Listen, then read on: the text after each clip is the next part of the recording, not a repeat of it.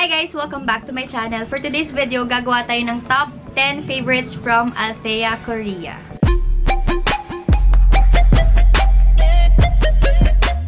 Yung mga ipapakita ko is yung mga products na nagustuhan ko sa Althea Korea at may i-recommend ko sa inyo. Mag-start na tayo agad. Syempre, yung unang-unang favorite ko from Althea Korea, lagi ko tong binabanggit sa mga videos ko, sa vlogs, reviews, and everything. Number 1 is itong Althea Korea Petal Velvet Powder. Super, feeling ko ito na yung holy grail product ko kasi wala na naman akong ibang ginagamit kung hindi ito na lang. Tatlo yung shades nilang available dito. Translucent yung isa lavender, parang pink. Pero translucent din yun. May pagka-pink lang yung powder niya. Tapos, ito, number 23. Number 23 yung favorite ko kasi ito, for ano siya, Pinay skin tone.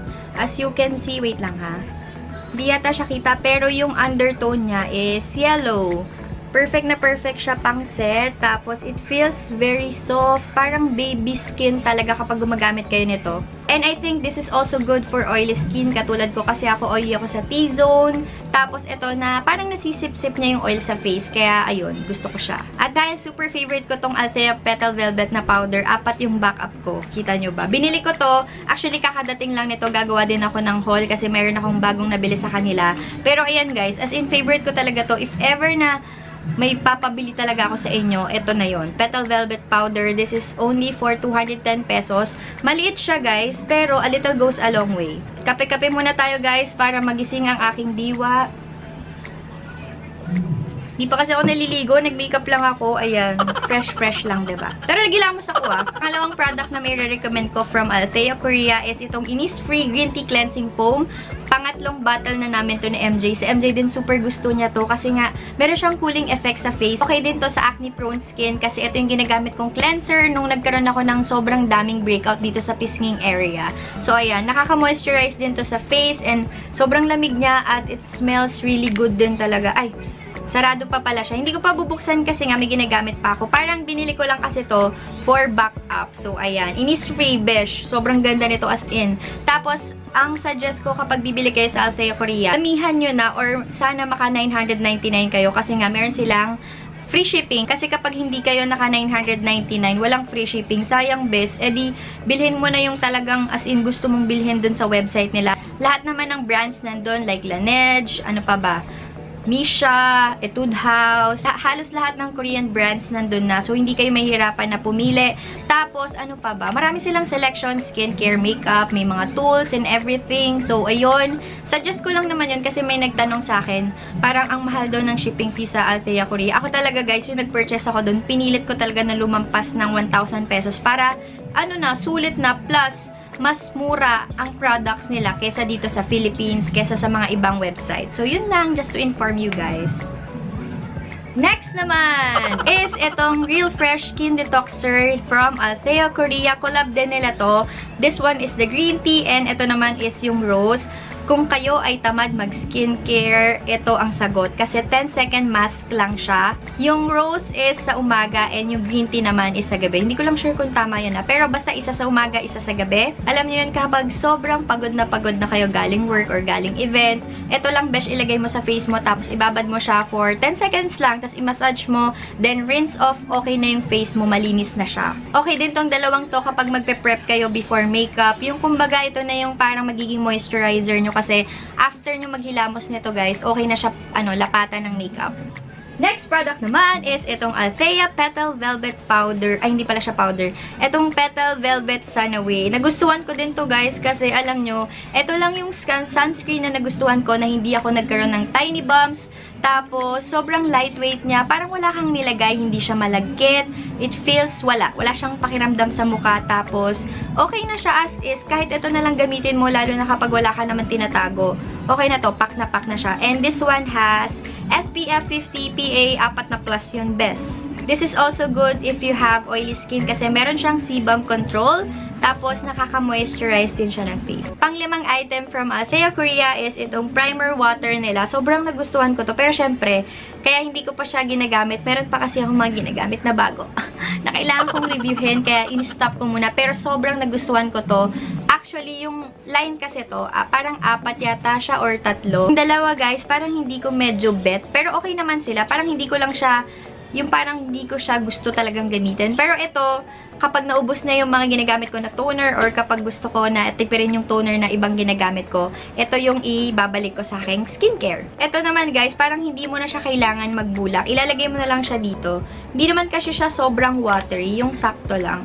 And yung texture niya is, ayan. Super, super nice din ito sa feeling. Parang ngongo ako, no? So, ayan na siya. Wait. Shh, quiet! I'm filming! Nandito kasi yung anak ko, guys. Si Kiel, tapos yung pinsan niya. Next naman, ito, nakatulong to sa pagtanggal ng aking pimples, tsaka ng tiny bumps. Meron silang iba't ibang aloe vera gel doon. Ang pinakagusto ko talaga is yung sa Nature Republic, pero syempre, wala na ako noon naubusan na.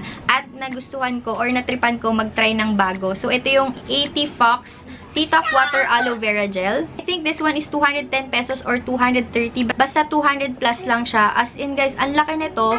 Tapos, a little goes a long way. Simula nung pinakita ko sa inyo nung nagpakita ko ng anti-skincare routine ko, ito na yung ginagamit ko after ko maligo or after ko maghilamos. Ayan.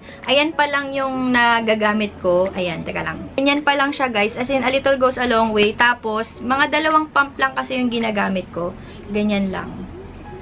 Transparent pala siya. Ayan. Meron din siyang cooling effect. Malamig siya sa face. Ito din yung ginagamit ko bago ako maglagay ng makeup. Tapos pinapatuyo ko lang siya. Tapos yun na. Tsaka ito, mas bet ko yung lalagyanan niya kasi yung sa Nature Republic, kapag binuksan mo, parang pwede siyang pasukan ng mga alikabok or kahit anong dumi dyan. Pero ito hindi kasi naka-sealed siya. Seal. Naka-seal. Ayan, may takip. Tapos ipapump mo siya. Hindi mo talaga bubuksan yung product. So, ayun lang. Kaya ko to nagustuhan. Next naman is itong Ampule from Althea. Do you wanna pupu? Itong Power 10 Formula Propolis from Althea, Korea. Pero hindi ito yung nagustuhan ko. Yung yellow version nila. Ang ingay ng until. Kasi yung yellow version nila, yun yung nakatulong sa pagpalighten ng mga dark spots ko nung tinubuan talaga ako ng sobrang daming pimple dito sa pisngi. Tapos nag-iwan siya syempre ng dark spot. So yun yung nakatulong sa aking pisngi. Ano din siya, serum. Ito binigay ko na kasi sa mama ko kasi ano siya, for anti-aging yata to. Ang brand nito is It's Skin. Super, super favorite ko din yung mga serums ngayon. Kaya marirecommend ko din to para sa inyo. Pero itong brand na It's Skin, marami silang serum na available. I think 12 or 15. Depende na lang sa inyo kung para saan nyo siya gagamitin. Merong anti-aging, anti-wrinkle, pampapalighten ng face. So, bahala na kayo. Basta basahin nyo muna yung description syempre. Description. Next naman guys is, munta nga lang. Diyos ko da, yung anak ko naglagay ng bote doon. Nakakaloka to. Next naman, meron tayong dalawang products. Ito yung top 8 and 9 na must try naman sa Althea Korea. Kasi yung mga unang pinakita ko sa inyo, must have para sa akin, yung talagang bibilhin ko ulit. Etong dalawang to is si May Layug yung nag-convince sa akin na bumili. Kasi nga nakita ko yung Althea Korea haul niya. Tapos, nakita ko dalawa yung binili niyang ganito. So, sabi ko, para sa boyfriend niya tapos sa kanya. Sabi ko, siguro sobrang ganda nun. Kasi nagustuhan ng lalaki, diba? Yung mga boys, mahirap sila makahanap ng skincare talaga. Katulad ni MJ. Ito yung nagustuhan niya. Hindi ko pa nasasabi yung pangalan, no? Neogen Dermalogy Real Fresh Foam Green Tea. So, ito, foam pala siya. Yung parang sa RMK siguro to. Tapos, magpo-form siya ng bubble. Super excited ako gamitin to, guys. Kasi simula nung nabanggit siya ni May Layug, hindi na to natanggal sa isip ko. Plus, green tea pa siya. Tapos, feeling ko okay din to sa acne-prone skin, ha? Kasi ito yung ginamit ko nung tinitigyawat ako. So, pareho silang green tea. Alam nyo naman, mahilig ako sa green tea. Kaya, ayun, gusto ko lang i-share sa inyo. Kiel!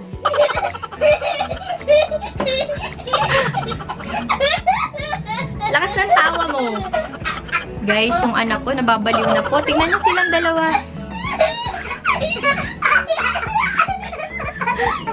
Mga baliw. Magkakapin muna ako. Kasi yung anak ko tawa ng tawa si Kiel. Grabe. Baliw na. How can I film if you're being like that?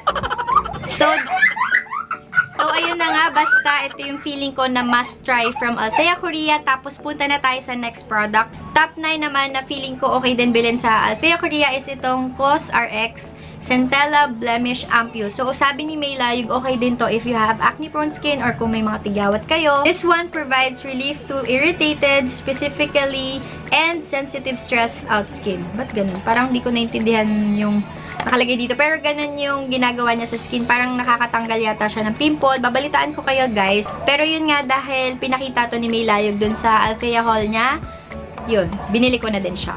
Next product naman, ito. Meron kasi silang aloe vera mist from Nature Republic. Pero gusto ko mag-try from Innisfree kasi alam nyo naman, gustong-gusto ko yung itong green tea. Paulit-ulit kong sinasabi.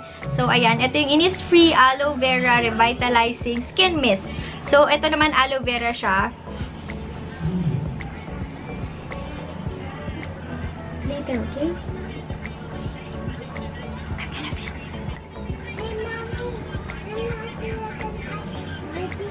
Yes, just lie down first, okay? I love you. Hindi ko pa ito natatry and feeling ko must have din to from Althea Korea kasi ang dami ko din nabasang good reviews. Plus, yun nga, gusto ko tong Innisfree na brand. Tapos gusto ko din, nasa na ba yun? Tapos gusto ko din itong aloe vera. So, parang combination sila ng products na gusto ko. That's all for my top 10 must-haves and my wish list from Althea Korea. Sana nag-enjoy kayo and if ever na may questions kayo, just comment down below. And lahat ng information, links kung saan mabibili yung products na to para hindi na kayo mahihirapan na maghanap pa sa Althea Korea. Ilalagay ko sa sa description box. So, ayun, tapos na tayo for this video. Sana bukas bumalik ulit kayo sa channel ko. And, late ako mag-upload ng vlogmas, guys, ha? Pero, pagpasensyahan nyo na. Today is Saturday. Tapos, i-upload ko to ng Sunday. By this time, napanood nyo na siguro yung padala haul. Tapos, yung video na yun, ito yung kasunod. Tapos, yung vlog ko about dun sa mga palettes na ipapakita ko sa inyo. Tapos, meron tayong giveaway doon, kaya abangan nyo po. So, yun lang, guys. Sana nag-enjoy ulit kayo at naging helpful tong video na to. Again, Althea Korea is the best website for me to shop, ha, ng original talaga. Tsaka, door-to-door yung shipping nila. Kaya sobrang nagustuhan ko talaga yung Althea Korea kasi, diba, nag-offer pa sila ng free shipping. Tapos, besh, galing Korea, tapos dito sa Philippines, sa pintuan mo na. Wala na ngang ang tawag doon yung sa munisipyo, wala ka nang babayaran. So, yun lang. Sana mag-subscribe kayo and hit the like button and ano pa ba. Yun lang. Bye!